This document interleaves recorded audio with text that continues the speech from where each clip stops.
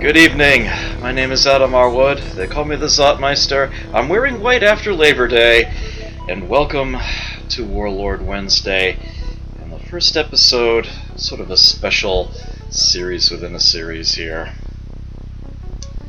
Popular streamer Ann K has been challenging other streamers to go through the old Civilization games, the original through to 5. And yeah, I jumped right at that chance. So here we go. Oh man, what a new game.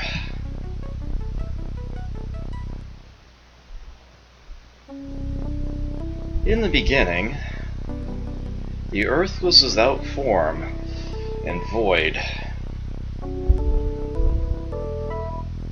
But the sun shone upon the sleeping earth, and deep inside the brittle crust, massive forces waited to be unleashed. The seas parted, and great continents were formed. The continents shifted, mountains arose, earthquakes spawned massive tidal waves. Volcanoes erupted, and spewed forth fiery lava, and charged the atmosphere with strange gases. Into the swirling maelstrom of fire and air and water, the first stirrings of life appeared.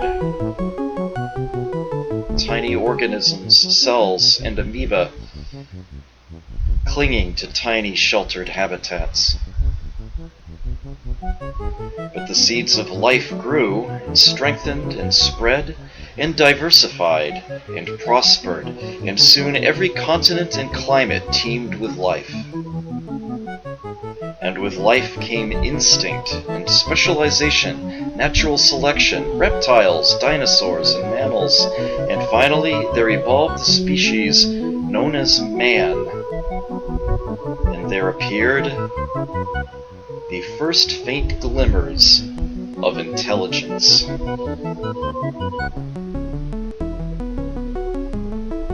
The fruits of intelligence were many: fire, tools, and weapons, the hunt, farming, and the sharing of food, the family, the village, and the tribe. Now it required but one more ingredient: a great leader. To unite the quarreling tribes, to harness the power of the land, to build a legacy that would stand the test of time.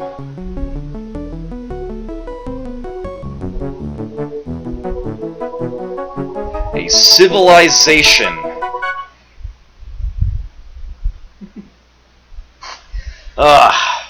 Chances are you're not only familiar with this game, you've probably played it or one of its later incarnations yourself. But this being what I do on this channel, I am of course going to assume that those of you watching have no idea what this game is or what it's about or how to play it, so I'm going to be going through it step by step, essentially. Well, first thing we need to do is pick a difficulty level. I have been practicing this game quite a lot over the last few weeks because I knew the original was definitely something I would have to get back into the swing of. I'm much more familiar with Civ 2 and 3. The those practice games have not been going as well as I would like, except for the one that I'm currently involved in, actually. It's going reasonably well. I was practicing on King difficulty. I don't like my odds of winning that, and I do have to uphold the whole Warlord Wednesday thing as I am doing all this. So I am actually going to knock it back a notch. I'm going to put it right in the middle, and I'm going to play on Prince difficulty. Various things are affected by the difficulty level setting. The greatest, perhaps, is how fast the AI is. On King difficulty, most of its resource generating matches what the player gets. They actually do get text slightly faster, but most other things are well properly balanced. Although the AI does get a few cheats that help it. There are definitely a few steps that it can just plain up skip. Most notably, it doesn't actually sit there and build Wonders of the World. It just gets gifted them at random, which is more than a little unfair. For these various reasons, perhaps Prince is actually the fairest difficulty, which kind of makes sense. I mean, it's the one in the middle. But technically, as far as most other things in the game are concerned, the player actually does get a leg up. If you set it to Chieftain, then the AI is very slow in dealing with things. And if you play on Emperor, you better know the ins and outs of the game and know how to take advantage of certain situations. Otherwise, yeah, you're going to get creamed, simply put. Kraid and Road Bandit, it is good to see you. I'm glad you are here. Alright, so I am going to go ahead and start a run on Prince. I always pick the maximum number of civilizations for these games because I like there to be lots of players involved. I like there to be lots of diplomacy. And frankly, I don't want to have to spend too long dealing with expansion. I like there to be some, close-knit struggles for resources. That and some of the wonders of the world, which, well, I just find the game a lot more entertaining if I go with the maximum. And just like all the other Civ games I've been playing, yeah, I am going to be starting with 7. Mountain Man Jed, good to see you here. So, there's a number of tribes that you can pick from here. They will essentially affect the music that you get, and not much else. Maybe the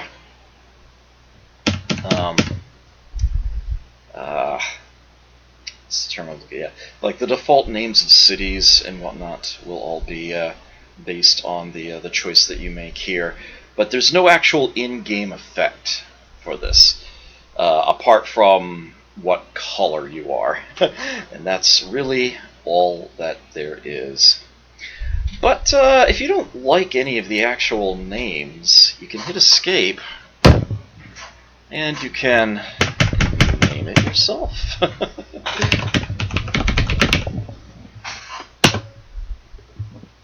And of course I will put in my own name here, which will be used in the Hall of Fame, assuming I do well enough. Zotmeister, you have risen to become leader of the Zotanians. May your reign be long and prosperous. The Zotanians have knowledge of irrigation, mining, and roads. Everybody always starts with those 3 technologies. Sometimes you start with more if the game thinks you need it based on where it starts you. But not this time, apparently. Okay, so we start in a big old mass of Fog of War with a single settler unit. If they think we need more, they give us a little more to begin with, but apparently not here. Okay, Settler units will be used to improve the land a bit a little later on, but for now there's really only one thing I can do of value with this settler, and that is to make my capital city.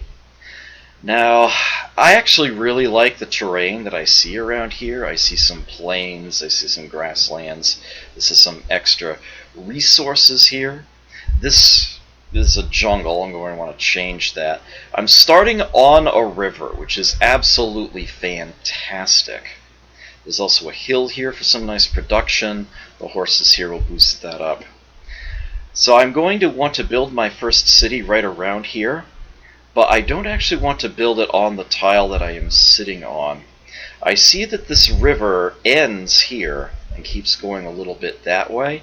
I'm going to want to move one tile up first and then build it. That, and I can't help but notice, because this is sort of a special tile modifier here, the horses. I'll get into a little more detail on that later. I want my city to be a knight's move away from that. You know, chess 2 steps and then 1. Because I might get lucky.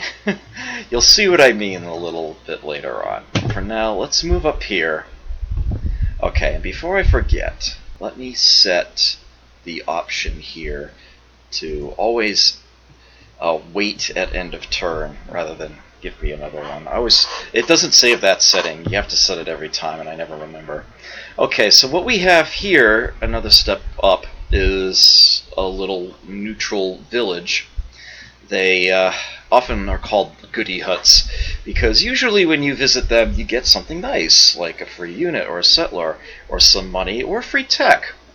Unfortunately, they can also spit out a horde of barbarians, so I'm not going to actually want to visit that until I have determined that my city is safe.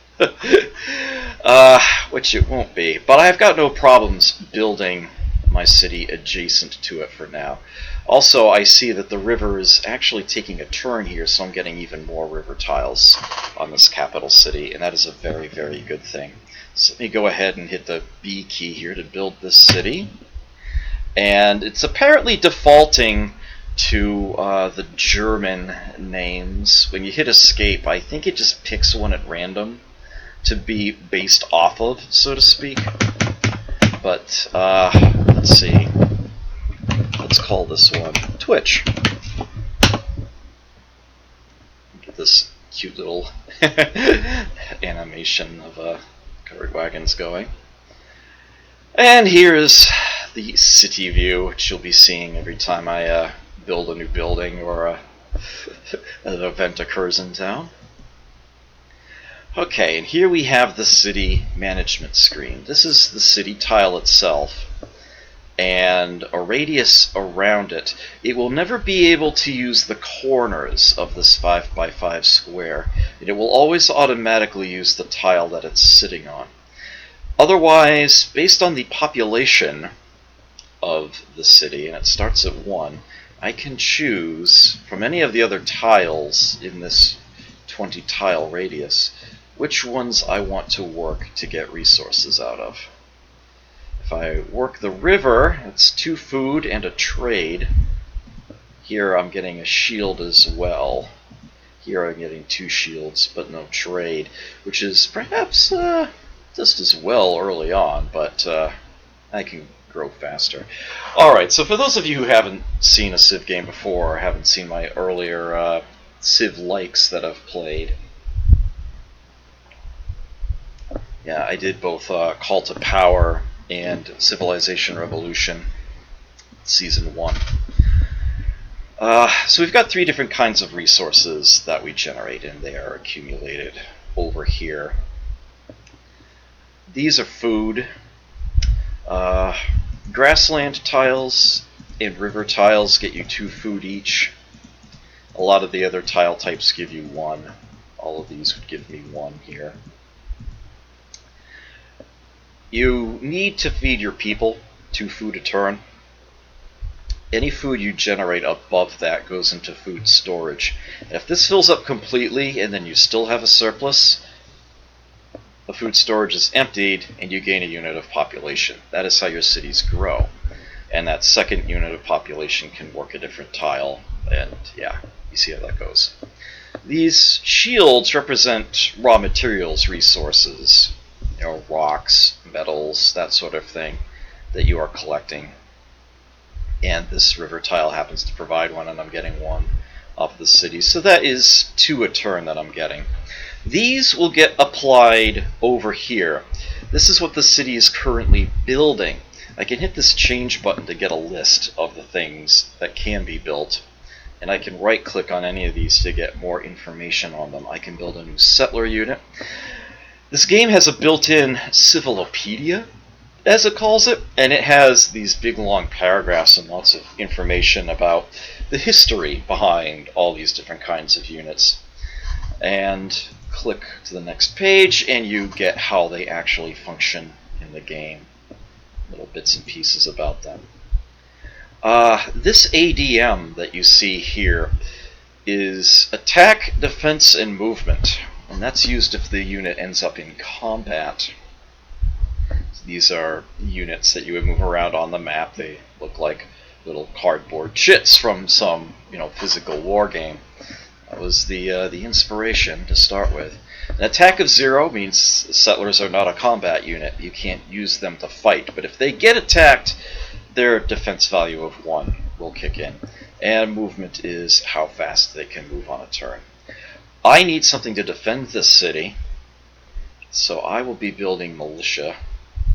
Very simple, basic. Yeah, it's the simplest unit in the game. It's a bunch of 1s. There's also one other option, though. I can build a building in here, the barracks. If I have a barracks in a city where I build a unit, that unit is automatically considered a veteran, which means its attack and defense values are boosted 50%. I believe the game keeps track of fractions, so it would actually be 1.5 in the case of a militia unit. This, however, will require the time to build that 4 militia would right now. I don't have that kind of time yet.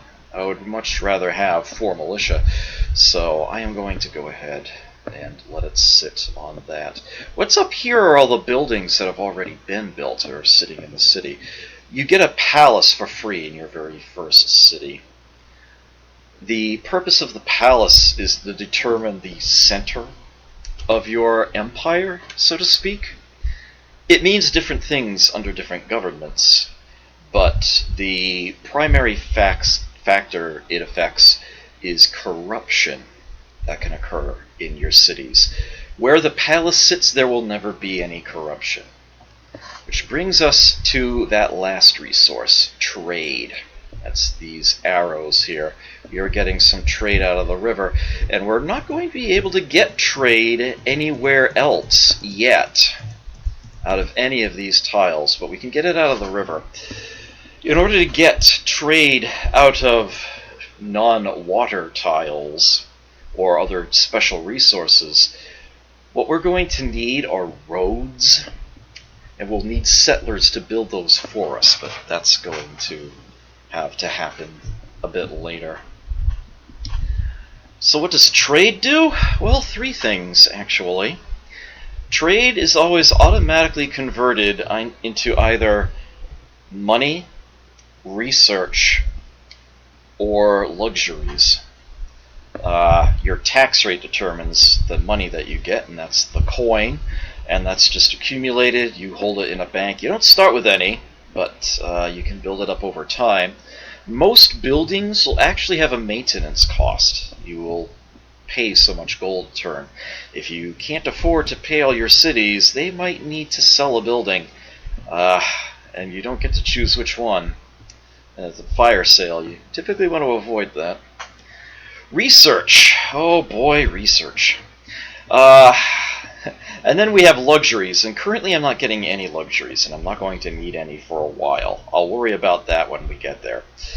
But the light bulb, that this was the game that introduced the tech tree. We have a bunch of advisors that we can visit, and here's the science report. It's completely empty. We do have irrigation, mining, and roads, but they don't bother to list that really. It's just for reference purposes that they tell you this. In fact, if we bring up the Civilopedia, we bring up the full list of civilization advances, you can see they don't bother to list them. There's no irrigation in there. It's not really listed as a tech that the player accumulates. But as we gain light bulbs, as we gain research, we gain the ability to acquire these. These have prerequisites. Often we will need to get some text before we get others. We can't go straight to atomic theory. For example, we would need theory of gravity and physics first. And if we have that, that will allow us, if we also have mass production, to go for nuclear fission. But it doesn't really do anything in and of itself. If we go to something a lot older, like, say, bronze working, this has no prerequisites. It's something that it might give us the option to go for right now. There's a chance that even if you have all the prerequisites for a tech, they won't let you research it right away. It's somewhat randomized, just so that you can't always make the exact same choices all the way through the game. In other words, it basically randomly screws you. So, yeah, just have to work around that. And if we got bronze working, that would allow us to build a phalanx unit, which is a defense of 2. That will be useful for defending our cities. And it also allows us to build a wonder of the world. In the original civilization, they're actually listed under the city improvements here. They're scattered about. There are 21 of them, such as Copernicus's observatory here. These are all unique. They can only be built once, worldwide, by anybody. Whoever is the first to get it built, they're the one that gets to take the advantage of it. Most of them have effects that expire once somebody gets a certain technology, but while they last, they can have very powerful effects. And regardless of whether they have expired or not, they are always worth points. At the end of the game, every wonder that you have in your possession is worth something. FSU Craig, hey, good to see you. Oh, man, I have not played Civ 4 yet, but the challenge is to go all the way up through to 5. So I'm going to have to do that eventually. We will be getting there. Okay, so all I'm going to be doing right now is just sitting and waiting for the next 5 turns as this militia gets built, and we'll also get half the food storage filled up here. Okay, because I'm getting light bulbs, it's now asking me what technology I would like to research. And you really can't go wrong in the early techs because you kind of need all of them. I will be taking bronze working first, that same one that I showed off there, because I'm going to want to be able to defend my cities much more efficiently. And I really want the Colossus. I am hoping the game lets me have it. If not, there are backup plans. I will have some good options, but I really would like that. As a matter of fact, I'm going to want to speed up my early tech here. It's under the game menu. We've got tax rate and luxury rate here. I just learned yesterday that there is actually a keyboard shortcut for bringing up the tax rate. It's the plus key. And we can change the tax rate. We can set it anywhere from 0 to 100.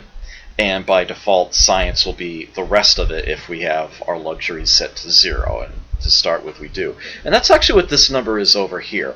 This is your luxuries rate, and these are tax and science in some order. I think science is on the right. Let me see. Let me pick there. Oh, yeah. So it's 0, 0, and it's taking all. It's dividing by 10, so yeah, that's 100% science there. And I can actually bring up the old trade advisor. That's F5. This is probably the report I'll be bringing up the most often. I will actually only be typically looking at the total income, total cost, and discoveries lines at the bottom, because that's sort of all I care about. I just want to see how much I'm spending and how much I'm making for each setting.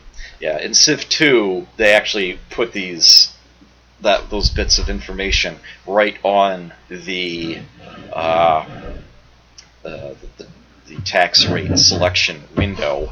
Because it's like in this game, you're just constantly, okay, change it, view this until you find the number you're looking for. Okay, I don't mind having a few coin there, and I'm definitely going to want a lot more eventually, but for now that's not nearly as important as getting the extra research and getting more options for things to build. And this little light bulb here will start slowly filling in as I get closer and closer to the tech. The cost of a technology actually doesn't depend on how advanced the tech is. It's based entirely on how many technologies you already have. If every tech that you research, the next one gets more expensive by a set amount. That amount is actually determined by the difficulty level you have it set to. So it's actually a very long-lasting effect. If you turn up the difficulty level, you're paying that much more every time. It keeps adding up. Oh, and in case you were wondering what this is here, it's unfortunately something that can glitch out. It might actually end up stopping at some point rather than just keep on going as my score goes up. But this is actually showing my palace, once I get upgrades to it anyway. And there may or may not be a white bar at times that shows up and runs across the top, which measures how long there has been world peace. No player at war with any other player. Yeah, don't expect that to show up very often or for very long, but it can show up. Yeah, this is my population, and this is supposedly the year. Yeah, it essentially starts at 4000 BC, and it will start by ticking very quickly, like 50 years a turn. But once it gets up closer to, closer to like 1500 AD and whatnot, as over time, it's going to slow down. It will eventually reach the point where it's just 2 years a turn, or perhaps even 1 near the end. Trying to remember. It's actually been a while. But yeah, it will all told come out to, I want to say, a total of, it's either like 400 or 500 turns, plus an allotment based on the difficulty level you're playing on. So I actually get sort of an extra 60 turns, I believe it is, on Prince. Yeah, the game will actually end in 2060 AD if nobody has won before then. Hopefully it won't go that long, but we'll see. Yeah, if you're playing on Emperor, it's only 2020, and on Chieftain it goes all the way to 2100. It shouldn't be that bad. Hey, JC Denton, yep. Here we are. Had to happen sooner or later. Okay, so here's our unit, and I could move it around the map if I wanted to. Or I could just leave it here to defend this city, and I can press the F key to do that. Cosmic Bard, hello, yes. Good to see you. Pressing F will actually make it fortify. Not only will it stop bugging me, but in a turn, it will actually hunker down in that tile, and that will actually give it a 50% boost to its defense stat, making it harder for the city to be taken. But I don't really need to defend it just yet, and I've got another militia coming up right behind it. So I'm going to go ahead and send this one out to see if just how lucky I really am. Okay, no. It's actually more river, so there's nothing but more there. But it's actually good to see that I moved it up a spot. I get to use a lot more of the river. I can't reach this tile. See if I can click on here again. I can see in here now. But yeah, you'll never get to use the corner. So it's 20 tiles. Once a city gets large enough, you can do something with your workers other than just have them work the land. Actually, there's one other thing I could do right now. If I pick them up, they become an entertainer.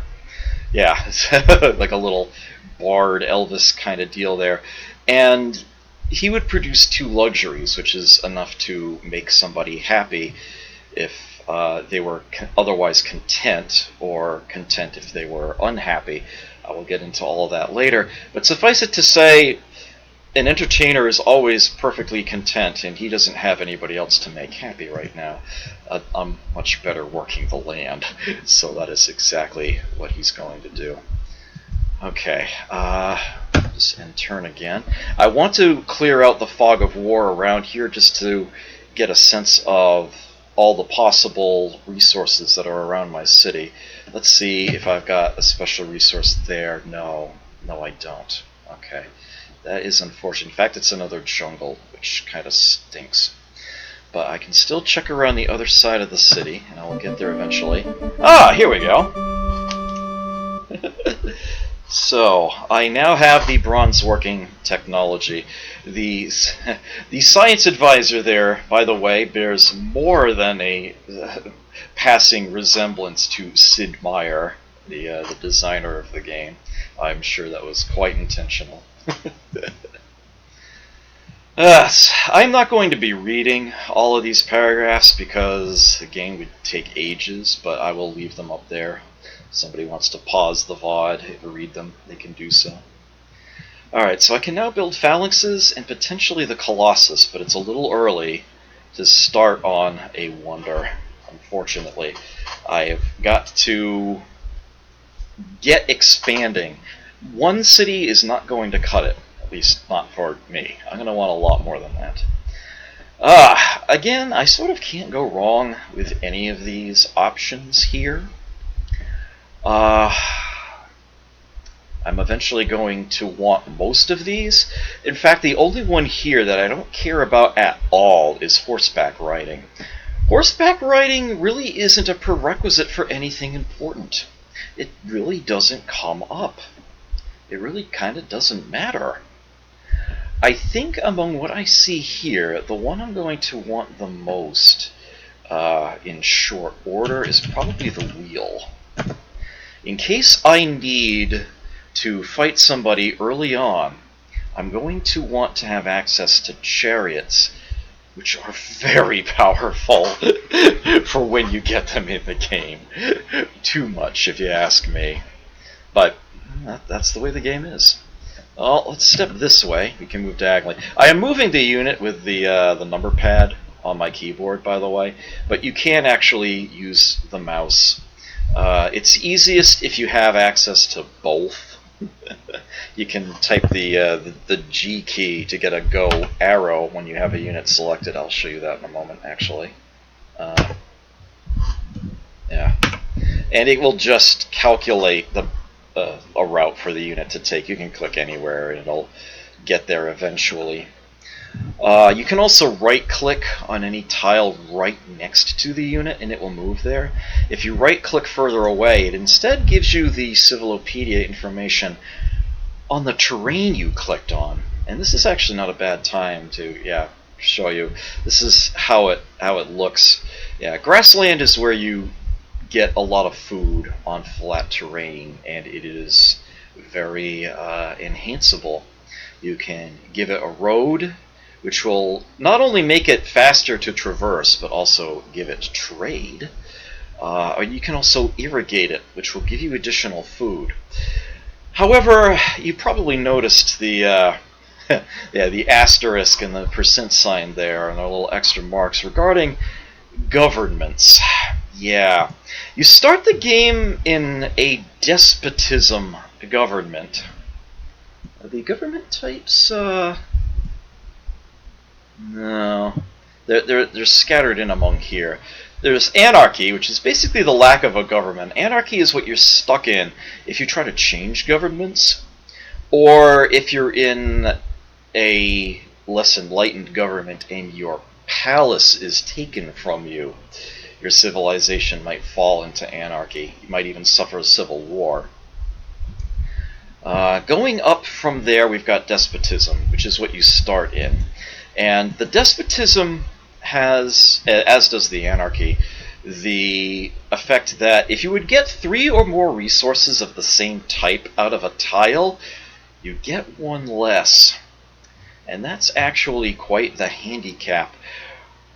But you do actually get one really nice advantage in despotism, which actually makes it one of the best governments in the game, actually, and that is you don't have to pay maintenance for your military units up to the size of the city they came from.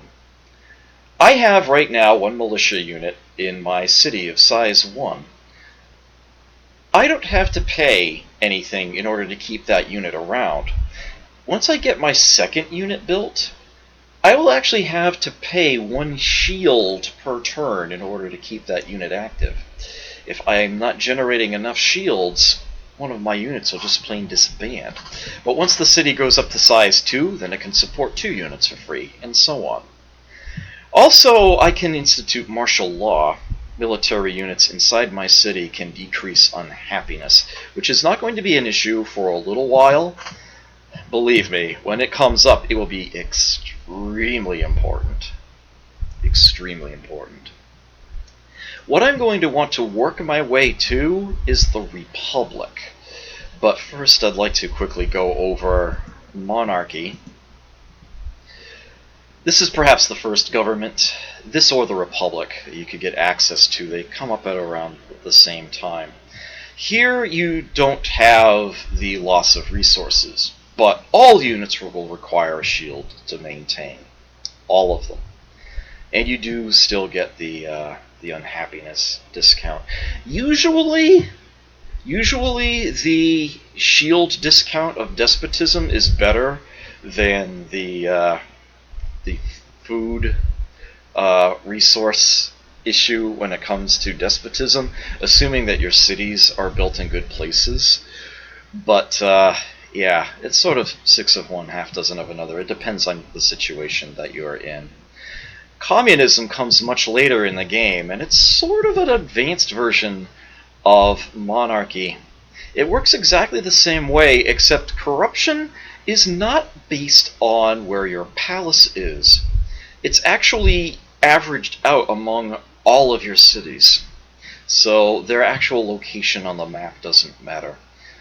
I have never had much of a need for communism. Rarely bother with that one.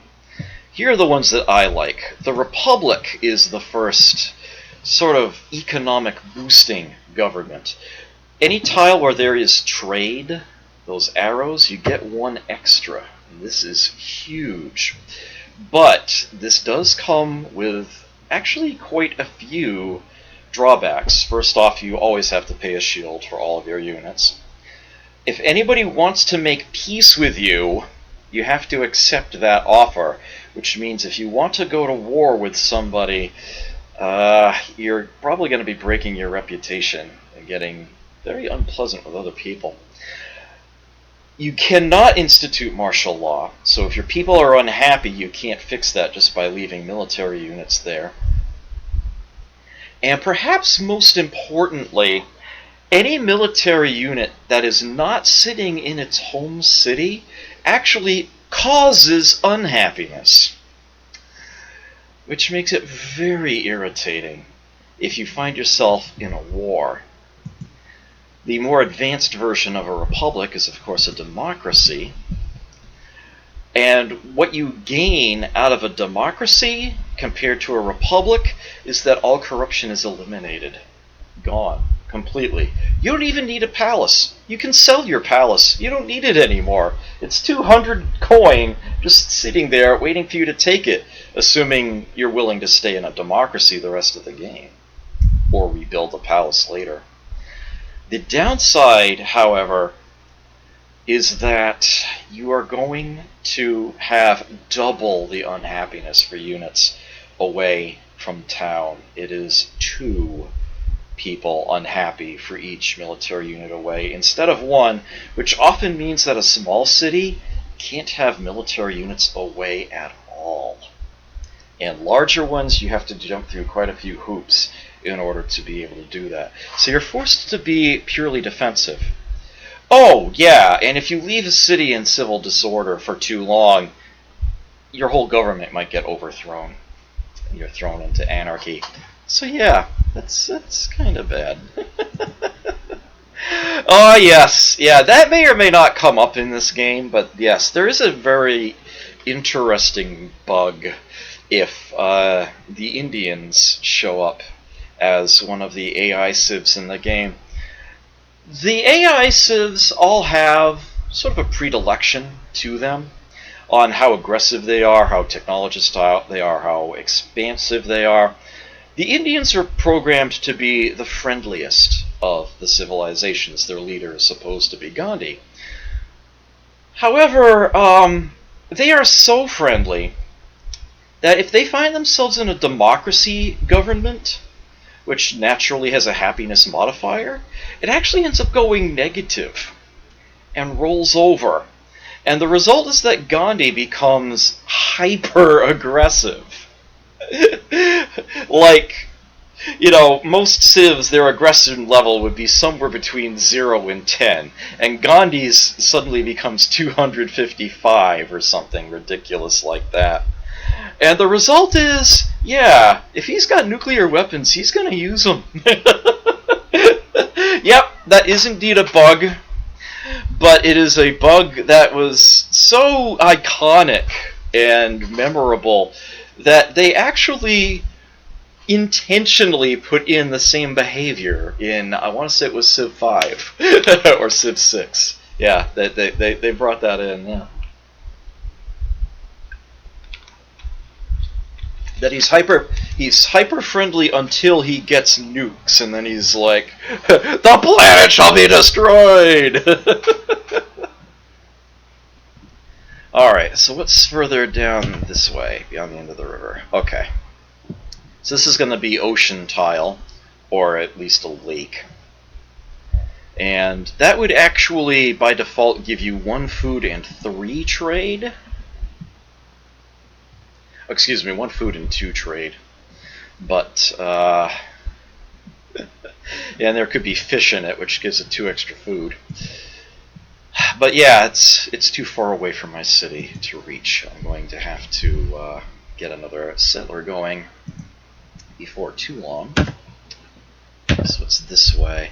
There might be another special resource here, and I'm hoping there is. We'll just have to find out.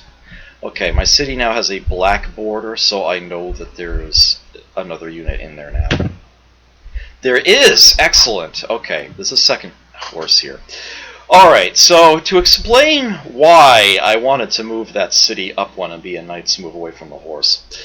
These special resources that get added onto tiles semi-randomly are often in the pattern of champion moves. If you know the fairy chess piece, that's 3 tiles in one direction and then 1 sideways, as opposed to, say, a knight's move.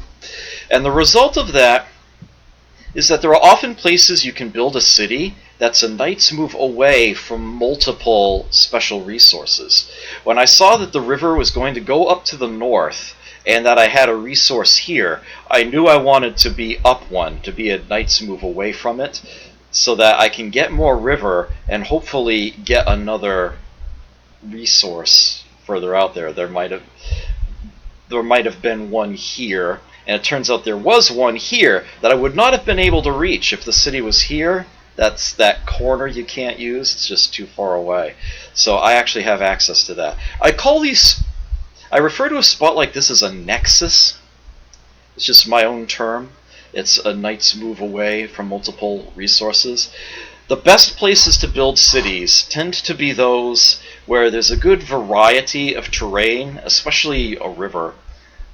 Maybe just 1 or 2 hills, possibly 3. Ideally it would be coastal, but not have too much water around, so that it has access to trade and it can make ships and expand out. And for best results, it should be a 4-way nexus. It should have the maximum of 4 special resources available to it. This one has 2, but that's actually still really, really good for a capital. Many games, I will build my capital and then be like, okay, there's a city here, a city here, a city here, and I don't care about the capital anymore. And I just kind of want it to empty out, or almost like get rid of it if I can. And it's just like, okay, you use like water tiles or something so you're not blocking resources for any other city. Uh, I'll work with cities that are actually in good places. But this is a very, very good place for the capital city. I will be using this city right to the end, and I will probably be, I'm hoping it will become the #1 city in the world at some time. This world menu here gives you a lot of great bits of information that you can use to sort of get advanced knowledge on the game. This will bring you a list of the wonders of the world that have been built, and none have been built, so that's actually not going to do anything right now. This will show me the top 5 cities in the world, which is pretty much kind of random at the moment. There's nothing to distinguish between them, so it's really just picking 5 cities at random there. I don't like to look at my civilization score early. I only like to look at it at the end of the game. But just to show you what the screen looks like, it is here. You get score for your population. Happy citizens actually count double. Unhappy citizens don't count for anything. By achievements, they're referring to wonders of the world, and each is worth 20. And there are several other little modifiers that might pop up later on. The world map, yeah. I don't see much of it yet. And this is, of course, is a zoomed out version of it, and I can click here to circle around. The map is cylindrical. The top and bottom are essentially, the north and south poles. They're Arctic. You'll have like a line of tundra terrain at the top and bottom of the map. But if you keep going east far enough, you'll actually circumnavigate and come all the way back to the left.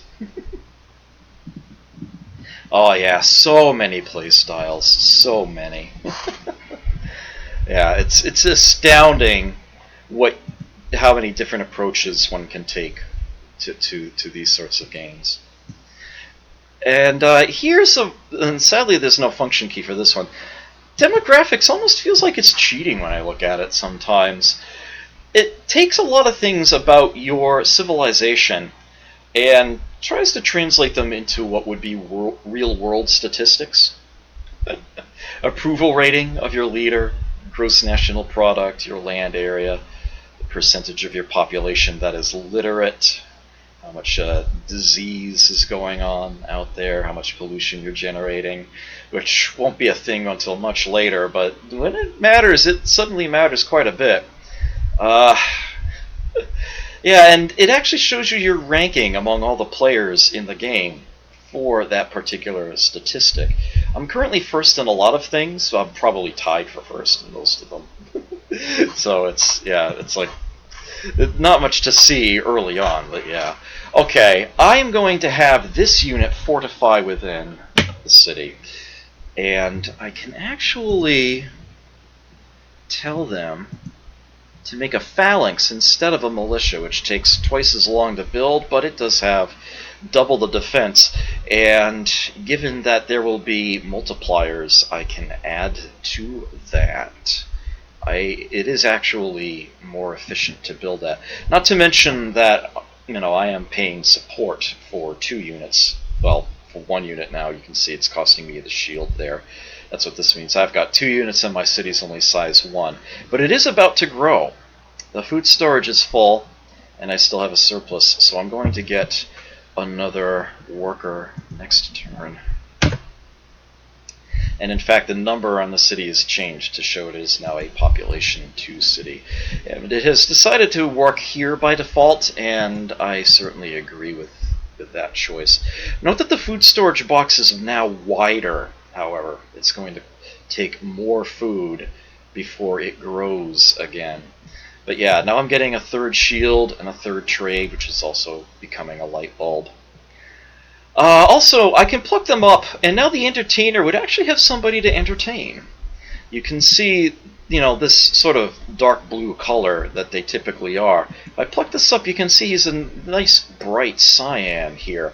and that means he's happy as opposed to merely content. As I mentioned earlier, that means you get extra points. There are two significances to having happy units as opposed to merely content. The first is that units can also be unhappy through various reasons, and I'll get into that. If a city ever has more unhappy than happy, the city riots. It goes into a state of civil disorder. And I've got to fix that, or otherwise the city won't be producing anything anymore. Secondly, if at least half the population is happy and nobody is unhappy, plus it also needs to be at least a certain size, and I forget what that number is. I want to say it's like 4 or 5. The city starts celebrating We Love the Leader Day. And you get a bonus effect based on your government type. I want to say that, I actually forget what a despotism or an anarchy gets. A monarchy or a communism get that extra trade arrow bonus that usually the republics or the democracies get. And what a republic or a democracy gets is a status of population boom. If there is a food surplus in the city, it will gain a unit of population every turn it celebrates. The food storage fills up all the way automatically, and you instantly grow.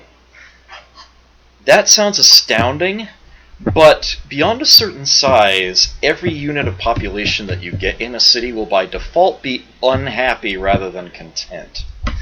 And that's that's the main way that units become unhappy. So you also have to be able to deal with that in order to keep celebrating. So it becomes a balancing act, essentially. It is quite possible for a city to grow too fast for you to really be able to handle it, and then it riots, and then you have problems, and yeah, you get the idea. So it's definitely something that needs to be managed. The difficulty setting determines how many people can be content in a city before you start getting this overcrowding, before every new unit becomes unhappy. On the Prince difficulty that I've chosen, that number is 4. I can have 4 content. The 5th and beyond would be unhappy by default. And I would need to prepare for that. On King difficulty, it's 3. Which is what it was when I was playing Alpha Centauri. On Emperor, it's only 2. I don't know how you do that. And on the easier difficulties, it's 5 and 6, respectively. Yeah, Chieftain lets you not have to deal with happiness for quite some time. Okay, once I have a phalanx unit built in here, then I'm going to want to open this up. Meanwhile, let's see what else is around here. I'm probably going to want to have this unit try to follow the coast. Oh, well, found that already. And sort of get a lay of the continent that I've started on here. I'll be going through turns relatively quickly. Okay, so there's another resource. That's game in that forest. Forests are typically 1 food and 2 production. And you, although you can build a road in there, it won't actually give it any trade. So it's typically less efficient than some of the other types, but it's good for quick production boosts. And if there's game in there, then that's 2 extra food it's providing, which is actually really nice. And note that we have another nexus here. A city built here would have access to this, and this, and this. And it's even possible that out here are fish, which would be a 4th. But it would have taken too long to actually explore all this and then make my capital here. Not to mention that this is on the river, so I'm quite happy with the lay of my capital, and I'm hoping that this ends up being part of another nexus down here somewhere that I can put a good second city onto. Okay, so I've discovered the wheel. Let me leave that up for a couple seconds there. And this will allow me to construct chariot units. And once I also have construction, the engineering tech becomes available. And it's once again asking me what it is I am going to want next. I will take masonry next. Thank you. Step down here. Another river! Okay, now that is excellent. A city down here would be able to take advantage of river tiles. We would have the game sitting here. This is unfortunate. This is a desert tile. Desert tiles kind of stink. They're only good for a single shield, but you can irrigate them, which will add 1 food, and give them a road, which will add 1 trade, so they're not completely useless.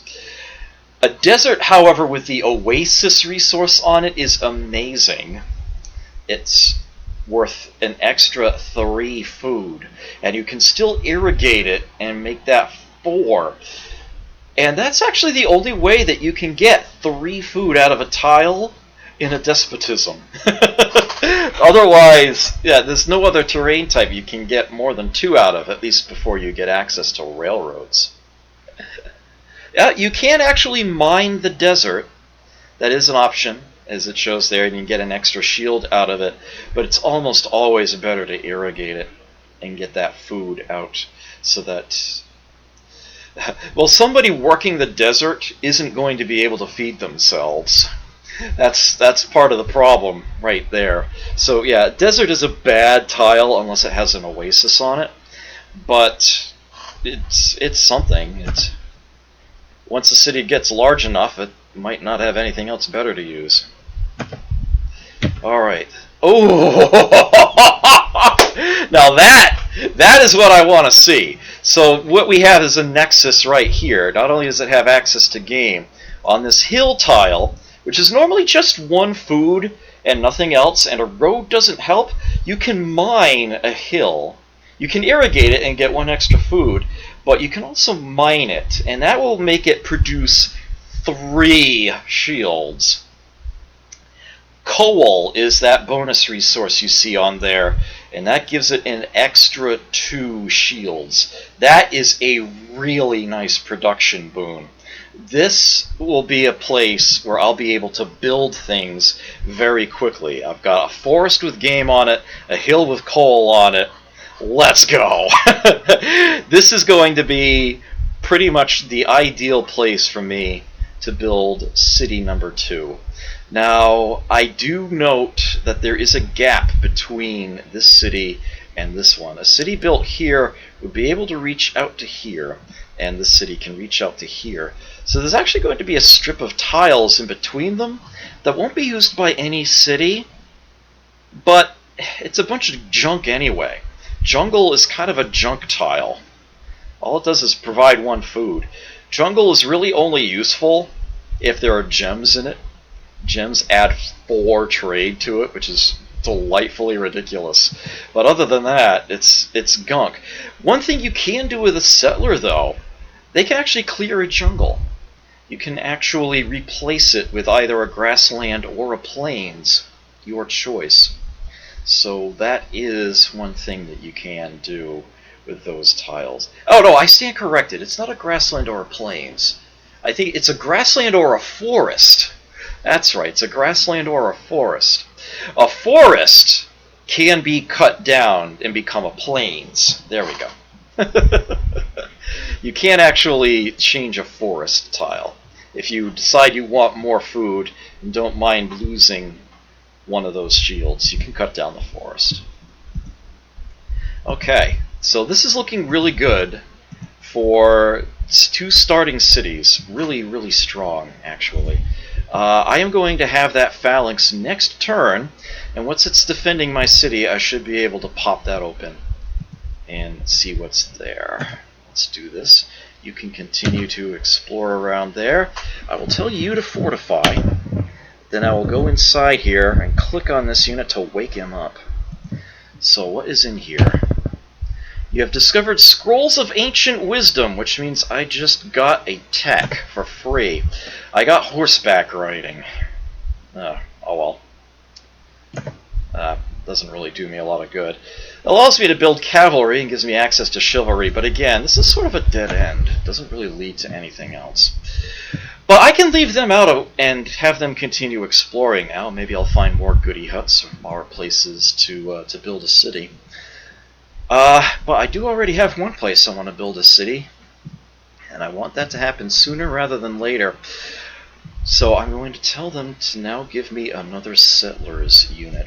Now when a settler unit is finished building, the city that builds it loses one population. And you actually have to feed your settler units. How much you feed them is actually based on your government. In a despotism, I only have to pay them one food a turn. And they count as a unit like any other, so whether I have to pay them a shield or not depends on how many other units I've got there. You may note the gap here. You can see that there's one shield separated out from the others, and that's to denote that I'm paying one a turn. These are what actually get applied to here. I only get to stick 2 shields a turn in this box. The same thing is happening with the food. This is what my people are eating, and this is the surplus that gets added to the food storage.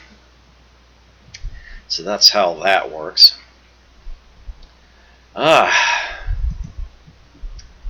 I guess I'm just going to keep moving these units around a bit. There's another goody hut. That's nice. Okay. I'm not sure if I want to see another civilization or not, but I'm kind of hoping that this continent ends up to be not terribly deep. I want to be able to claim a whole continent for myself, ideally, or at least have it where other civs will be bottlenecked, but can't always guarantee. Oh, damn it. Okay, so we got some cavalry that popped up there. Oh, by the way, I haven't really shown off the other units I can make. So here's the cavalry that we got with horseback riding. They have an attack strength of 2 and a movement of 2. Here's the chariot, which takes twice as long to build, but hits twice as hard. It has an attack strength of 4, which is insanely high for this early in the game. Plus the Colossus is there. You can see how many turns it would take to build the Colossus.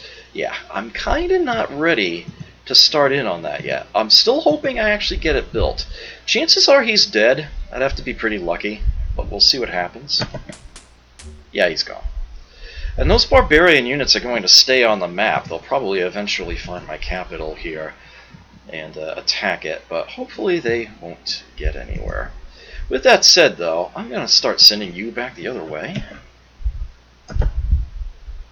Looks like one's heading this direction. And they're kind of wandering aimlessly at the moment.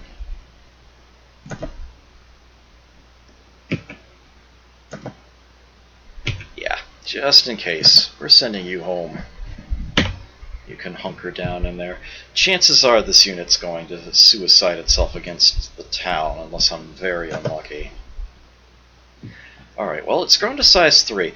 Whatever is under this unit, I can't work. You can see it actually appears on here. Alright, the city would grow faster if I left it here, getting 2 food and a shield, but I'm about to build a settler unit anyway and shrink it back down. I want the shields, so I'm going to work a game tile instead and try to get this built faster. Should only take 3 turns now. Okay, so this happens as your score goes up. This is updates to your palace. Unfortunately, it can occasionally get stuck. It'll glitch out and just stop giving you updates beyond a certain point. But at least for us, maybe I'll be luckier than that. At any rate, for now, I can add to this place. I can choose where and how. Let's go right for the center of the main building, and there's several different styles I can use. I like the Roman columns there. So there we go. Slightly nicer looking palace. And you can now see over in here. It's shown on the on the box there. Okay, you're sitting on top of the game. I can't work it if you're sitting there, but thankfully there are two. I can work that one instead. Yes, a nice stylish rock. If he's not going to come into my city, then I'm going to actually want to make a chariot to go out there and hit him. And it's looking like that's what it's going to come down to at this rate. I want to be able to get the settler unit safely past him down to that other river. That's going to be a problem. I can have a militia unit travel with it, but I'm probably not that lucky. I could have a phalanx travel with it and at least have an even chance, but I'd rather make a chariot and hit him. So I guess that's what I'm going to do. Suffice it to say, this is not what I wanted to be doing with my resources at this time. What I can do with the settler while I'm waiting is improve the land around here. I can have it make some roads to give me more trade, or irrigate to get more food. But keep in mind that I'm still in a despotism. If I would get 3 or more resources, I would get 1 less. So irrigating a river or a grassland tile, that extra food is useless, at least for now. I won't be able to actually harvest it. Roads, on the other hand, or irrigating a plains tile would actually be quite useful. It would allow me to get trade out of a grassland, or allow somebody working one of these game tiles to actually be able to feed themselves, so I'm not slowing down the growth of the city. Let's see, you can move 2 tiles? Yeah, let's go ahead and move you up there for now. You're heading further away. Okay, good. Masonry has been discovered. Leave that up for a second or so. This leads to quite a few other techs and lets me build quite a few things. I could move my palace now. I can build the extremely important city walls, which are actually kind of expensive to maintain in the original Civ, but are very important. They add 200% defense to units within. So yeah, a phalanx inside will defend at a 6 instead of a 2. Yeah, city walls are extremely important. And they do something else as well. If a city gets attacked and they don't have city walls, they basically end up having units running through the city. They can lose a unit of population. Actually, I think they maybe always do. And they possibly will even lose one of the improvements built there. They'll lose a building at random. If you have city walls, that prevents this. You can only ever lose a single unit. Your population won't go down if the city gets attacked. And this also allows for 2 wonders of the ancient world to be built. Well, this game does not have the statue of Zeus, the temple of Artemis, or the mausoleum. Instead, it has the Great Wall, the Oracle, and the Great Library of Alexandria. Those are the 7 ancient wonders in this game. The pyramids do something really strange, actually, in this game. They allow you to access any of the governments in the game. Until somebody researches communism, you can switch your government to any of them, whether you've researched them or not. And there's no period of anarchy in between. Usually to change governments, there's a few turns that you're in anarchy in between the one that you left and the one you're going to choose. With pyramids, you don't suffer that effect. The pyramids are actually an astoundingly good wonder. And so good as to some people think that they're just straight up outright broken. But you really do need to work around them. I would actually prefer to have the Colossus, but I'll gladly settle for the pyramids if I don't get that. The Great Wall is a please leave me alone wonder. Until it expires, nobody can make war against you unless you are the aggressor, unless you attack them. So that can buy you some time. I should not be needing that one. In fact, it will probably expire before anybody builds it. It can still be built and it's still worth points. It just won't do anything other than that. Yeah. Okay. At this point, I'm going to want to start considering pottery and ceremonial burial, but ceremonial burial first. And alphabet, it's actually kind of surprising that I haven't gone alphabet in writing yet, but I know what my cities are going to need. Yeah, I'll go for ceremonial burial. That is going to give me something very important. Okay. R key to build a road, or it's otherwise under orders here. Yeah, build road. And that will take a couple turns, and then you'll see a little brown line coming out of my city and into this tile, and then it will start providing trade. It will add a trade arrow to it. In fact, it's there right now, although I can't move him until next turn. And yeah, this tile is now just as good as these river tiles.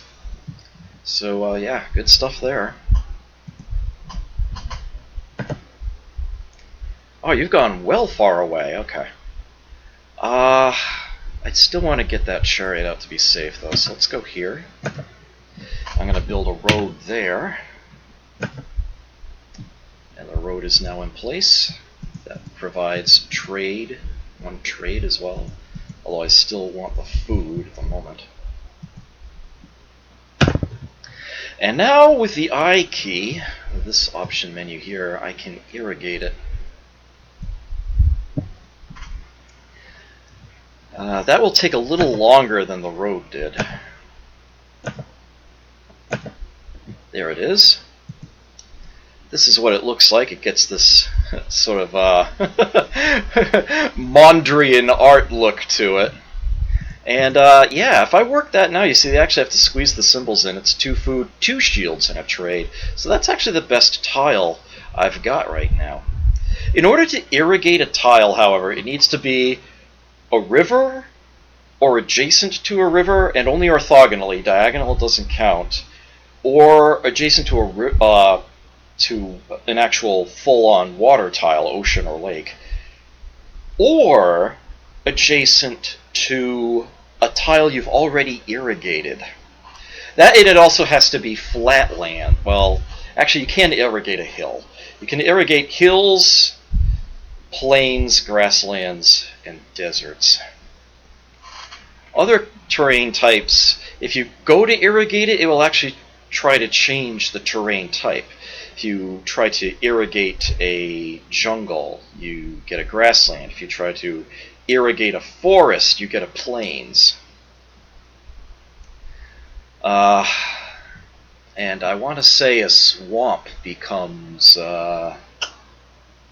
I actually forget which. It's a grassland or a plains. But yeah, one or the other. Okay, so let's get you. Now, note that that only took 1 turn. To go from one tile with a road to an adjacent tile with a road, and in this case diagonal does count, it's only a third of a movement point. Although it does this weird 0.2, 0.1 thing rather than like showing actual fractions or whatnot. But yeah, it let me get here. Now, because I've got a third of a movement point, if I try to move this unit again south or southeast, there is a 1/3 chance it will actually get there, and a 2/3 chance that it will actually just lose that movement point and stop here for the turn. I'm going to try to move it southeast. It actually made it. Okay. Yeah, it might make it, it might not. You won't know until you try. Alright, and then I can get to this one and get that with roads and irrigation and make that an even better tile. So I'm building up the sort of the background of the resources I'm getting here. The city's growing slowly because it's still giving food out to the settler. But once I've got this modified, then I'm going to be using this settler to make a new city, and it's not going to have to worry about it anymore. Okay, we'll start with road. The road has been built, even though you can't see it. I can prove it to you. See, there's the trade. It's just that it doesn't have any other tile to connect the road up to. So it's just showing as a little brown spot in the center of the tile. And it's already a brown spot in the center of the tile because there's a horse standing there. But if you ever forget that sort of thing, you can look over here where the unit is sitting. Yeah, it's a plains tile, and you see it actually says road here. So it knows it's there. And I can add irrigation to it. Okay, my chariot has been completed. Excellent. And I'm going to have it headed out towards the settler. Help keep that covered, so to speak. Okay, so what do I want this city to build now? It's well defended for this stage in the game. Okay, I probably want it to make even more cities, but you know what? I can actually let my next city do that rather than this one. I think it's time I actually started in on the Colossus. I'm going to try... I've got a lot of places I can get shields out of. I've got the 2 game tiles, these grassland tiles, that little... what looks like a shield in them means that they just randomly provide a shield as well. Grassland tiles can be with or without. Those that are with are just plain better.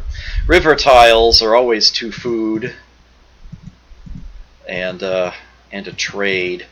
They may or may not have a shield on them, same as grassland. And the only way you can tell them apart is to just look. That one happens to have a shield, and so does that one. So I've got 2. But yeah, this city can actually go as high as 1, 2, 3, 4, 5, 6, and be getting shields all the while. Seems legit to me.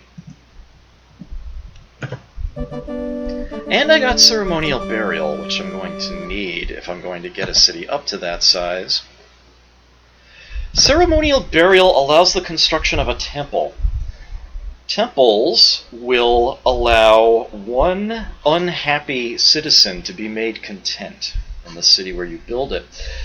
And this allows the mysticism technology. Once I have mysticism, temples will make an additional unhappy citizen content. So for most of the game, temples will actually fix 2 unhappy people and make them content, which would allow me to have a larger city. I definitely would like mysticism now, for precisely that reason I just mentioned. I'm going to have the chariot do a little bit of scouting ahead here. Note that although it has 2 movement, it only managed to move 1 tile, and that's because hills cost more to move on. You can actually see at the bottom there in red, movement cost 2 MP. So yeah, when it's a fraction thing. If you've got 1...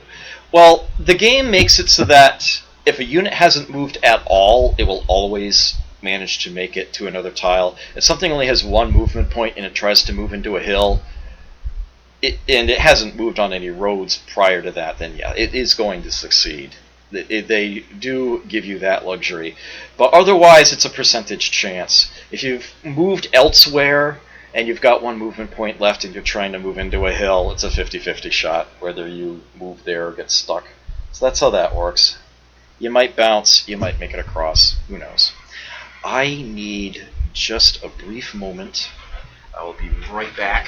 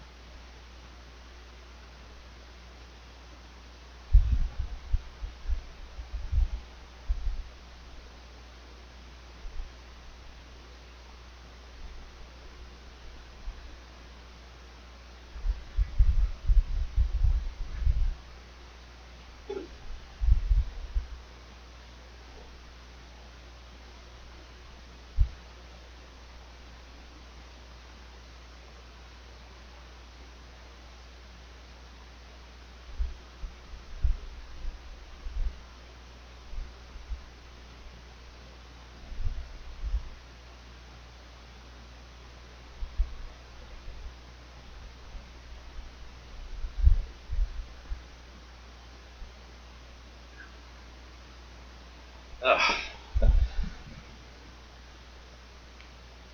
Sorry for the delay. I'm back. Okay, let's this on. I don't know where that guy is. Alright, so this is now a better tile. We can use that. Get even more production here. I want to get the Colossus as quickly as possible before some other civ just randomly gets it gifted to them. Ah, yes, the copy protection. Okay. This is going to come up once and once only. A usurper claims that you are not the rightful king. To prove you are of royal birth, you must answer this question. In order to answer this, you have to look at the manual, although I have the Civilization Chronicles cheat sheet here. That is almost certainly flight. The icon represents, yes. And its prerequisites are combustion and physics. So this is the option I want here. Yes, okay. Yeah, I've got another feelie sitting here handy. The game also comes with this semi-handy tech chart. This is a list of all of the technologies in the game. And, well, it tries to do their prerequisites. It shows one prerequisite for each tech by an arrow, but there's another one that's just listed under parentheses, requires whatever, and they kind of jump all over the place. But yeah, it is the original tech tree. Alright, so let's get into this, and it's going to prompt me for an autosave at this point. We'll do that every so many turns. Okay. That's the tile. That's what I want. So let's get you down that way. Let's try to scout that out. Oh! Okay, so that is actually the river mouth. That's fine. Perfectly fine with that. Okay, so it looks like it's going to be gunk south of there, but I'm fine with this. Alright, it looks like this is all... there's no further land out this way. That's really, really good. I do have to be careful of other civs trying to land in the gap in here, but they shouldn't be able to use all that much. Shouldn't be too bad. Okay, so let's just get you down there. I can scout out a little bit ahead.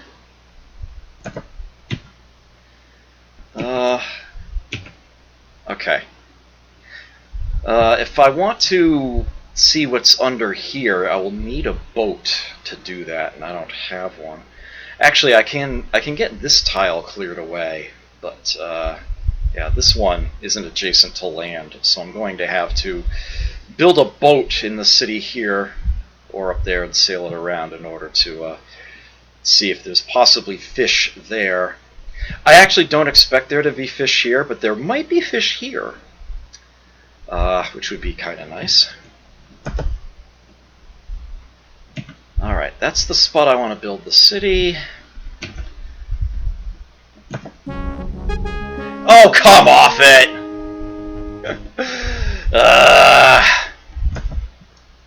Alright, well, somebody else got the Colossus. I'm not terribly surprised. It's very rare they let me have it. Okay, what I can do is change what I'm building, and that gives me the option to do exactly that. I can keep on working at some other great wonder, and like I said, I will gladly settle for the pyramids, so I will go ahead and just switch over to that one. Again, the AI doesn't actually build the wonders in the original Civ. They basically get it as a random event. Okay, build that city. Leipzig? I believe Roe Bandit said he wanted a city named after him. Works for me. Works for me. Oh, that's okay. That's okay. There's a rename button down here. Roe Bandit. Okay. So we've got the game up there. Again, I can't get all 3 food out of it. Still in a despotism. Yeah, that would be normal. If I were to mine this, normally I would get 5. I would actually end up with 4. Okay. That's the best tile I have available to me, almost certainly. Oh, that one actually has a shield and a trade, but I'll put it there. Okay, and I'm going to tell them to build a phalanx for now to defend them. Okay, I'm going to set you in there. Alright, now I'm going to do one other thing. So, I no longer have that settler unit. I'm no longer paying support for it. The food it was costing is back up here, and that's one more shield I get to build with. But, yeah, this chariot here, still counting under Twitch. So units remember where they were built. They have a home city, and that's actually listed over here. This Twitch is the home city of this chariot. What I can do is change that with the H key, or this home city option. If the unit is sitting in a city, it changes its home to where it's sitting now. And now Twitch is no longer paying maintenance for it. Yet more production for the pyramids, and instead it's now considered Row Bandits unit, and again size 1, despotism, the first unit's free. And you can actually see here the first 3 letters of the name of the city that it was constructed. Well, that is its home city now, so you can always keep track of what comes from where. And there's some other effects that home city will have. Once I get into a republic, that will matter, but for now, that's fine. Okay, and I will tell them to fortify. I don't want them to go randomly gallivanting about until they have a better defender sitting in that city. So now I've got 2 cities, and yeah, the trade, the light bulbs, if I were getting any gold, the gold would be accumulating between them. Plus, it's another city that can grow on its own, get more population. I'm going to want to have a lot more cities than just 2. Usually like 7 or 8. But I would like to figure out where to build them first. Because I continue to see this river going out this way, I'd like to continue to build in this direction. Of course, there's also a lot of potential up here that I might be neglecting. But at the moment, I don't have the easiest time of exploring it. I never did find that that other cavalry unit. You know what, let me go ahead and send you out. Because I do want to see what else is around here. At least see how far the river goes, right? Ah, right to there. Okay. And hopefully this terminates soon, and there won't be anybody else up there. I haven't run into any other players yet, and this is probably a good thing? Question mark?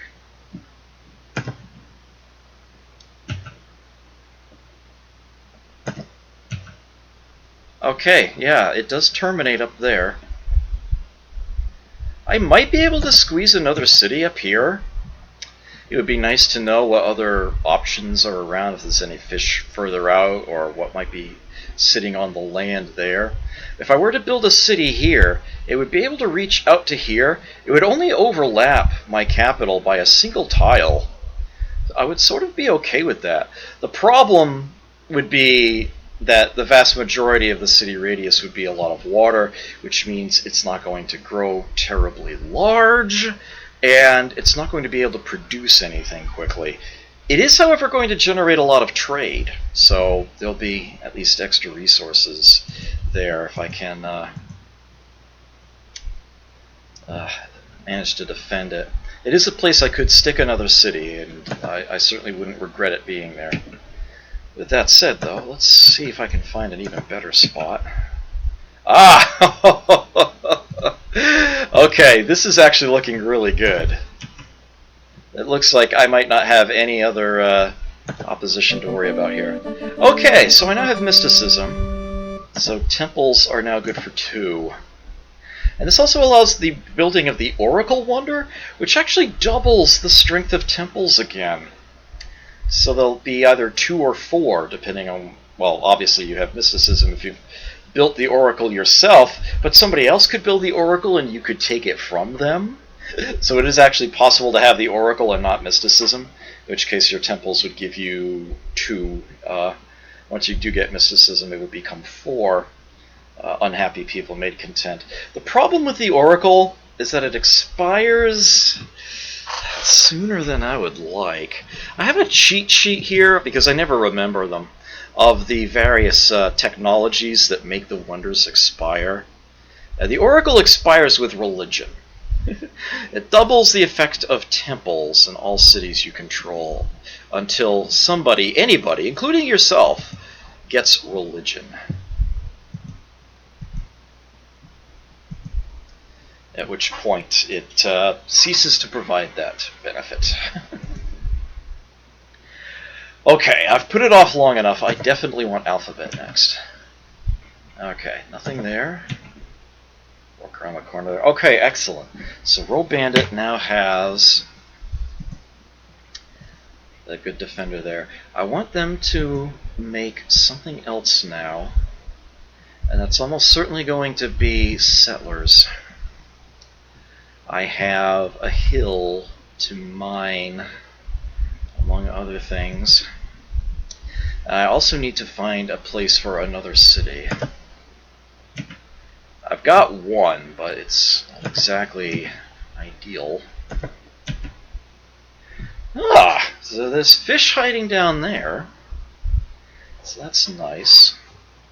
A city, say here, would again overlap my capital in one tile. But that might not be too bad. Looks like it's decent enough there, and have a few coastal cities at the edges of things. Okay, excellent.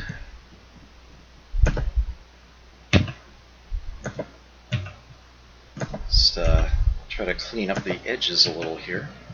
Alright, you've grown to size 2. You've preferred to use the river. I can't say as I blame you, even though that would get the settlers built faster. I'm not sure I actually want to build the settlers faster. I want the city to go up to size 3 before it gets knocked back down to 2. I don't want it to go to 1. Let's see, 1, 2, 3, 4, 5, 6, okay, it's going to be, yeah, 8 turns for the city to grow, and 1, 2, 3, 4, 5, oh man. It's going to, like, come out exact here. Why don't I, just for 1 turn, do this instead. Aha! Yes! There were fish there. I could do that. But I will actually shift it back to there for now. Ideally, I want the settlers to be built just after the population goes up. Okay, Alphabet has been completed. Alphabet is the first sort of technologist technology. Opens up quite a few useful things. Have it as a prerequisite. Among those, the one I'm going to take first is actually, yeah,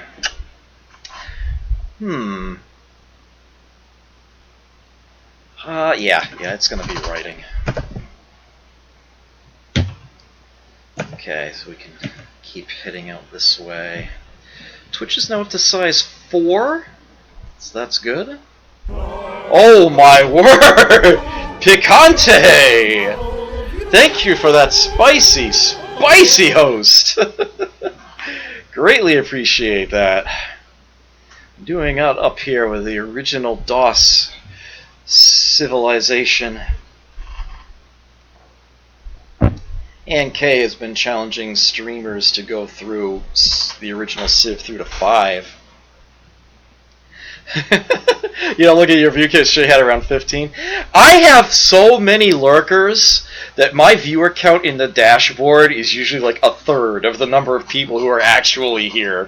For some reason, people just don't chat at my channel. They just lurk.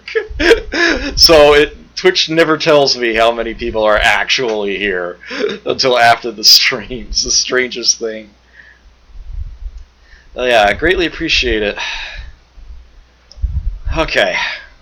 So we can have... I'm actually going to... yeah. This will show you the units that you have stored up in here, sitting in the city. If you're generating any pollution, that would be shown in the screen as well. And if you had any trade routes, those will be coming much later. Those will be down here. The challenge is to win Civ, and then Civ 2, and then Civ 3, and then Civ 4, and then Civ 5. Stream all of them in a row. But, yeah, I have just started that tonight. So here we are. Playing the original. Hopefully Ann K herself will come by at some point tonight. In theory, she should be stopping by. This will give me sort of that overview of the city. I can view that anytime I want, and you can see a representation of the population down there as well. People working. This is its location on the world map. Yeah, and this is a... shall we say, a record of how happy or unhappy or content everybody is, and why. So by default, we've got 4 content here. This government allows for martial law, so the units sitting in here can make unhappy people happy. And that's why that's got a separate line. If I were to pluck one of these off, you can see, yeah, now I have an entertainer. This is how it would start. Luxuries make content people happy, and that's what the bard here is providing me, the entertainer. It's giving me 2 luxuries. It takes 2 to go from content to happy, or from unhappy to content, but it will always do the former first. And then yeah, it shows that again. It's going to get a little more complex. There will be 2 additional lines that can come up later. And those would be military units away from home causing unhappiness in a republic or a democracy. And notably, that happens after any buildings are considered. So a temple will never help reduce unhappiness caused by that. The bottom line will be wonders. Wonders always take effect last, and they will be able to help in a situation like that. So there you have it. Okay, you are size 4 now, and that is the largest that you can get before people will start coming in unhappy by default. But that's not a problem for now. I do have 1 unit sitting here, and that will allow me to get a 5th. And if I need any more beyond that, well, actually by then hopefully I'll have a temple, so I'll be able to handle that. Okay, continuing to scope out the land here. Okay, so we got the settler unit. Just the wrong... well, it's going to grow again next turn, so that's fine. Okay, and what do I want them to build now? This place isn't going to grow terribly fast, terribly quickly. Yeah, this is going to be a game where I'm going to want to change government off of despotism relatively quickly, so it's probably just as well that I've ended up switching to the pyramids. I'm pretty sure I actually just want them to chunk away at another settler unit. And just keep working on that. Okay, so for the time being, what I want you to do is mine that hill. That's going to be the big thing I've got going for me at this place. That'll allow me to really crank out the production. That would be the M key, or it's under here, build mines. Certain kinds of terrain will actually change if you pick M. I'll show you those options when I get get to that. This river just kind of goes straight across here. So this city can reach out to here.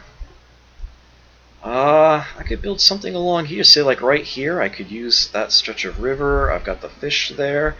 It's got hills nearby. I should check to see if there's a nexus local to it, though. So let me continue to poke around a little bit here. Nothing there yet. Aha! Alright, that's actually... Yep, that's a knight's move away from here. If there's a special resource here, then that's a really good place to build a city. You can even use some of the river. Admittedly, a lot of the terrain is kind of scraggly. You know, it's the mountains. Mountains aren't as good as hills unless there's gold in them. And no gold in there. It's a mountain, nothing.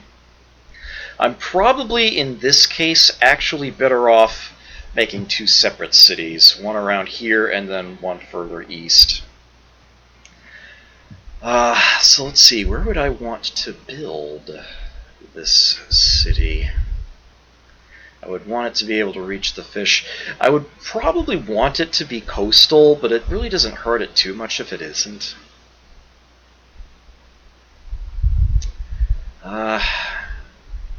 Yeah, putting it right in the middle is probably the best bet. I mean, if I move down here, that's just 4 water tiles and a hill, and I'm passing up a much better set.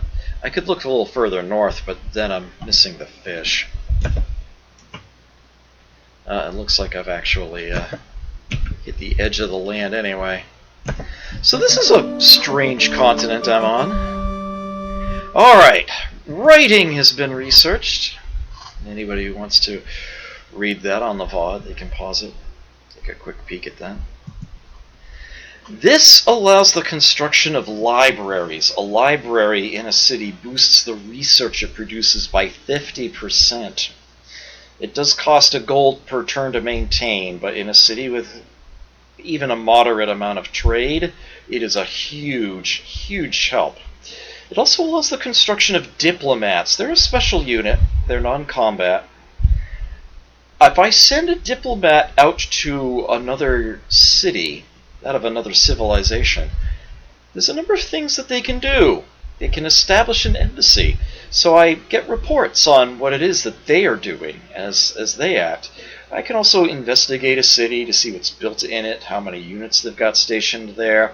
I can even have them try to do some espionage type actions. Try to sabotage something.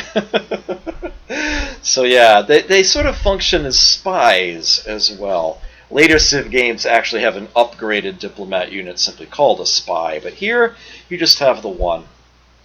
Diplomats can also bribe enemy units. It costs a lot of money, but if you've got the money to spare, you can simply have a diplomat buy another Civ's unit out from under them. If they can find it alone on the map somewhere. Units that are together in a stack, if you've got multiple units in the same tile, they can't be bribed. However, if they are attacked, only the best defender in the stack will actually fight, and if it loses, the entire stack is destroyed. So that's how it works in the original Civ. So you gotta be careful there, how you want to plan that out. Okay, given that I am building the pyramids, and I'm thinking I'm going to get them, Code of Laws isn't going to be as important to me as currency, so I'm going to go for currency. I'm going to keep searching to the east here, hoping to find another suitable place to build a city. Okay, that mine has been completed. Well, here's the thing. If I work it now, the city actually isn't growing. It's not getting enough food to sustain itself. But yeah, that is 4 shields. It can produce things very quickly. So I can get that next settler unit out really fast. What I want you to do now is go to where my next city is going to be, and I believe I've decided it's going to be here. That will mean there's no wasted tiles between Row Bandit and here, so we'll go there. And I'm probably, well, no, you kind of need to keep looking for another spot. But eventually I'm going to send you back to that city, make that your new home, and fortify there. Ah, we got a goodie hut. You have discovered valuable metal deposits worth 50 coin. Excellent. That will update next turn. Yeah, as I go from 2 to 52. Yeah, getting even just one of those early on, huge help. I don't suppose I can... Nope, not quite. You can rush buy items. How much it costs is dependent on how many resources you've already built up. It isn't linear, at least not to start. Rush buying something that you have no shields for is extremely expensive. Even just getting a few will greatly reduce the cost. But you got to get a good ways in until it actually starts to get like linear. But yeah, at any rate, I can't afford to do that. Notably, if you rush buy something, you don't get it instantly, you get it next turn. So, yeah, if the enemy is parked outside your city and you've got no units in there, it doesn't matter how much money you've got. You can't rush buy somebody in time. You definitely need to keep that in mind. Okay, so that is the spot, yes. Build that city. I shall not name it Hamburg, I shall name it Picante.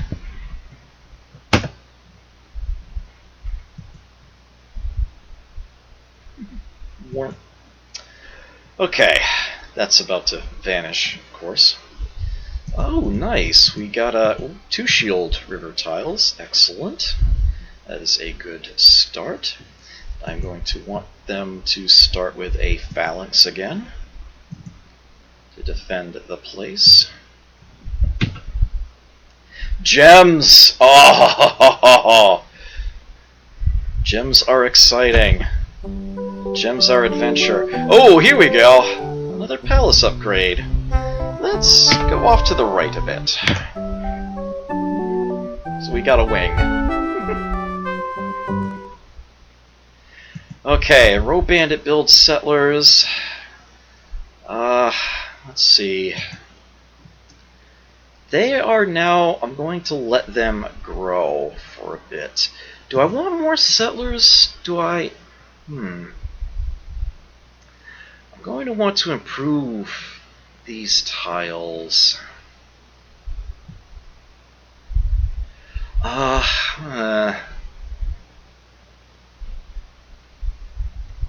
Is that what I want to do?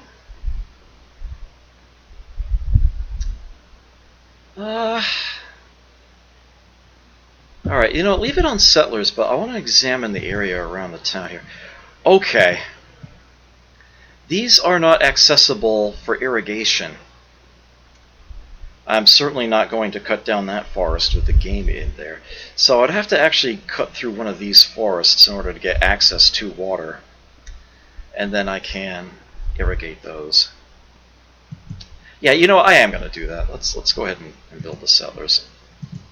I'm going to need them soon. Yeah, you'll definitely grow again before you finish that. Okay.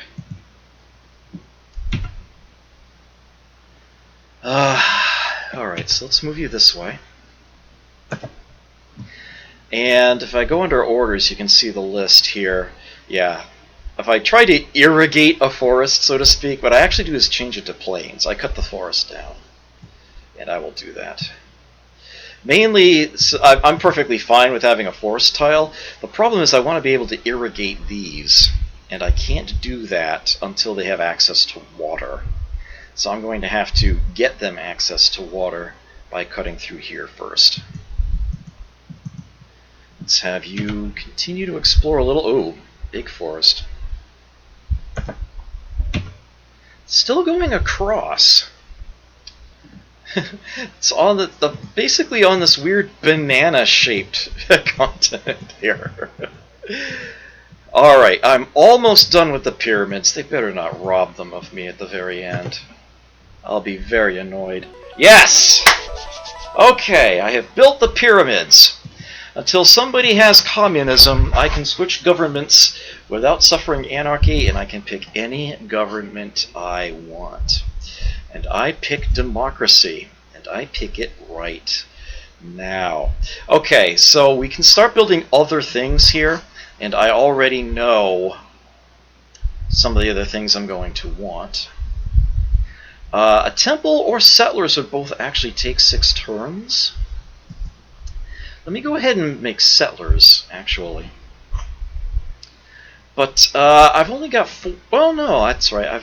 I'm about to change governments, so that is actually going to switch. Oh, you're from Twitch. That's right. Oh, might be the end of the land there. I did say I wanted to send you back to Picante. Alright, so in order to switch governments, it's this very entertaining option here. Revolution! Are you sure you want a revolution? Yes, we need a new government. Those Italians are revolting! They should take more showers. Citizens demand new government. Extra, Great Wall damaged, vandals suspected. Little headline up at the very top there. Those are actually read off of a text file. You can very easily edit that and have your own things pop up if it amuses you. Quite a few things in this game are actually based off of text files. The credit roll at the beginning of the game is actually read off of a text file, so you could edit that and mess around with it if you really wanted to. All sorts of fun stuff like that. We're revolting! Yeah. Hey, Downright Face, good to see you.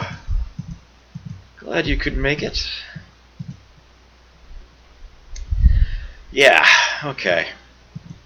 So, very next turn. Oh yeah, and I built a wonder, which is worth a chunk of points, so I'm going to be able to increase the palace. Let's extend it out to the other side. It bugs me to no end that it's not symmetrical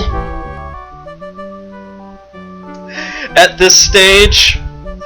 It's 2 columns on the left and 3 on the right. This irritates me to no end. But hopefully we'll be fixing that in short order. Okay, I want a democratic government. But I do actually have to be careful now. Yep. Earth is round, Columbus claims. So Tanian government changed to democratic. New cabinet. Change the icons for our advisors there. Okay, and now I need to be very cautious as I look at my cities and decide what has to happen where. Because I am now going to be paying support for all of my units, but I am going to get a lot more trade. So that has happened here. Yeah, I'm now getting 3 food there. Notably, though, I have to pay support for all of my units, and I'm not generating enough shields. I actually have to do this just to support my units, and this is a problem because now the city isn't growing. It's getting only enough food to sustain itself. But I don't want to throw any units away, so what I need to do is basically do something with that settler unit. It needs to basically cease to be a separate unit. That's what has to happen. And it needs to happen sooner rather than later. Right now it's working on this forest, though. So it's kind of stuck at the moment. Twitch is going to be the most important city. Now these are what unhappy people look like. Normally they would be content. No, I'm no longer getting a... yeah, military units aren't helping anymore. And in fact, I'm getting 2 unhappy faces due to that militia unit being away from home. And I don't have an easy way of fixing that right now without costing me an arm and a leg. I mean, look at how good these tiles are. I would have to stop using 2 of them. That's half the resources of the city just to be able to keep that unit kicking around. Then I would have a happy and an unhappy, and it would be balanced. And the city would actually be starving. It's losing a food a turn if I do that. I don't like that solution. I like this solution. Your services are no longer required. I can simply disband you.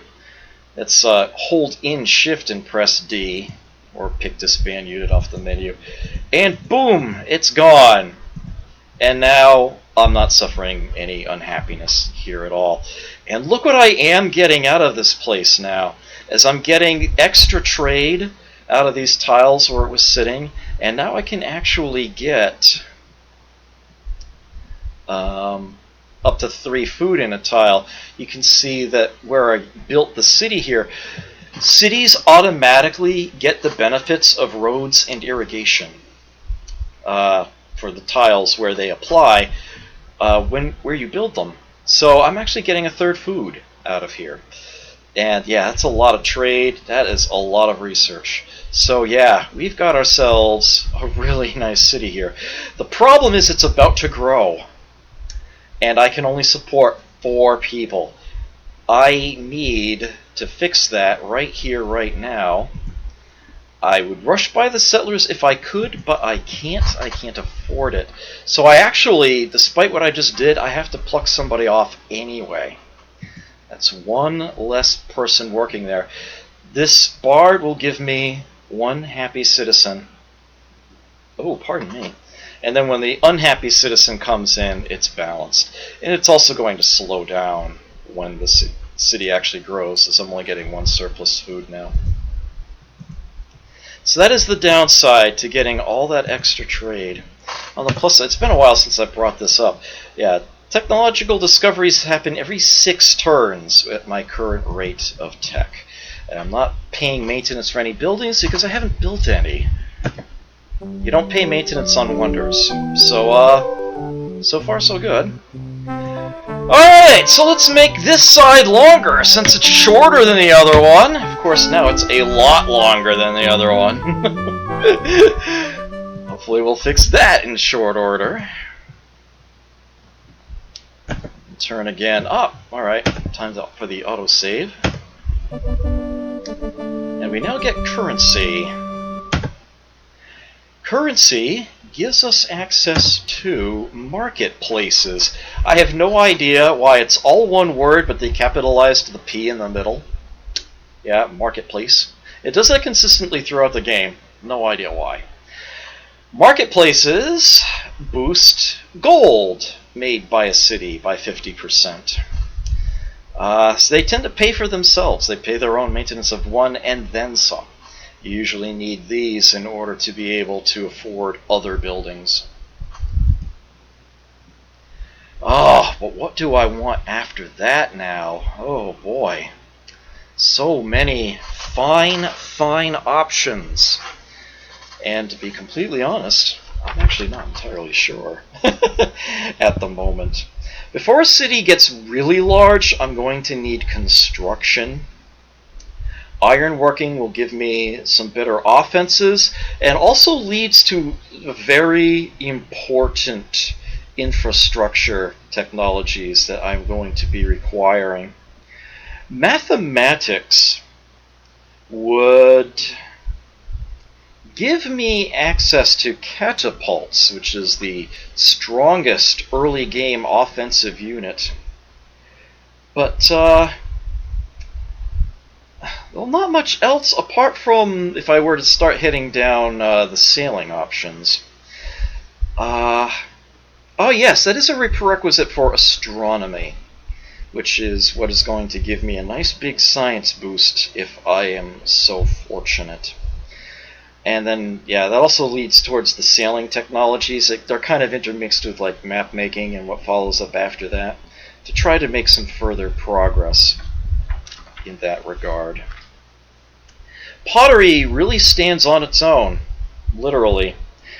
It has no prerequisite, and nothing else is dependent on it. But pottery gives you access to the granary improvement, which makes cities grow twice as fast. Huge, but I'm not quite ready for that yet. I really kind of can't go wrong here, although Code of Laws is a lot less important to me than the others. I think I will take Mathematics. Okay, so yes, we have cut down this forest. It is now a plains tile. What I need to do now... Yeah, I simply can't sort of support another unit at the moment. What I can do is actually have the settler unit simply rejoin the city. That's totally an option. I just hit the B key, just as if I were building a new city, and it joins it. As long as the city is a single-digit size, it can pop right back in. And now the city is getting the resources back. And now I don't have to worry quite so much about forward my units. In fact, I can even say go for that. But this is actually what I would prefer. And, well, it would be a little ironic to just straight up build another settler unit. But the thing is, once the city has grown a little bit, I mean, this is producing 3 food as well, I'll gain a bit of a buffer. And I'll be able to actually support the settlers. So, you know what? Go ahead and work on building them, ironically enough. Okay. Yep, you've gone up. There's the unhappy person, but we are balanced out. One happy, one unhappy. The rest content. So that works. Looks like I'll have the settlers in 2 turns, and it will be the unhappy person I lose to that. So, hooray. Switch build settlers. There we go. And I can have them build a much needed temple. Before, well, they're actually growing pretty slowly now. Alright, and I'm going to send them up here, as I noted. I can do the whole go-to thing. Do that quickly.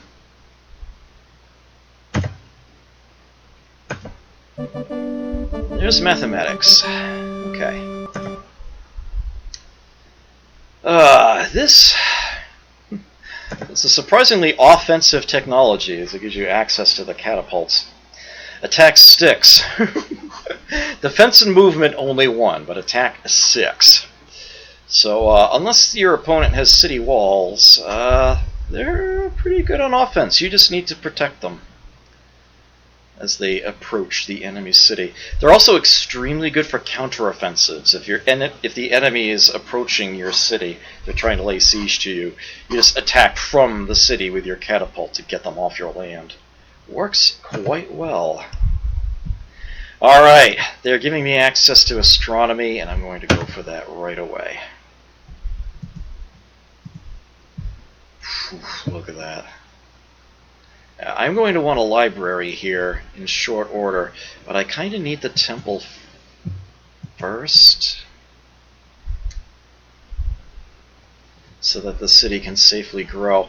Once this has made a new city, then that food is going to come back in here and they're going to grow again. Alright, so every now and then the game pops up one of these historians lists here. The wealthiest civilizations of the world. All this is doing is telling you how much gold you have in your coffers compared to the other players. It's not taking anything else into consideration for wealthiest. Of the 7 civs in the game, I'm 6th. But that's okay. I have intentionally been not putting any money in there. I've been trying to get my tech up as fast as possible. And you're going to find that for the most part, I'm only going to want to be generating as much money as I need to pay my maintenance costs, and then maybe a tiny bit extra based on, like, rounding. I'll usually end up with more money than I know what to do with anyway, if the game actually goes well. Alright, let's build a city here. Not Bremen. What should I name it? What should I name this one? Who's a channel guardian present here? Kraid. Hey, Kraid, you want me to name a city after you? I wouldn't do it if you didn't want me to.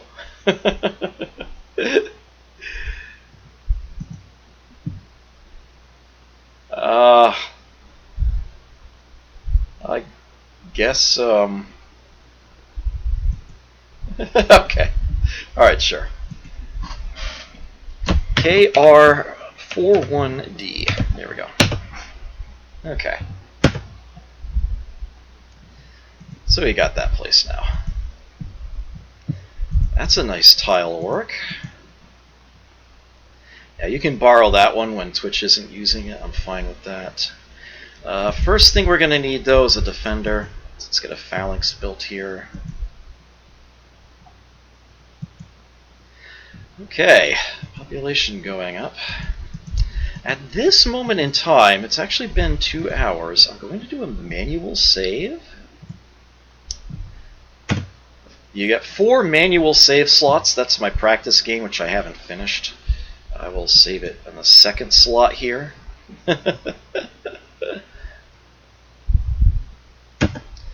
And I need to take a brief break. Get up, stretch my legs, grab a quick bite to eat. I've had like almost nothing to eat today.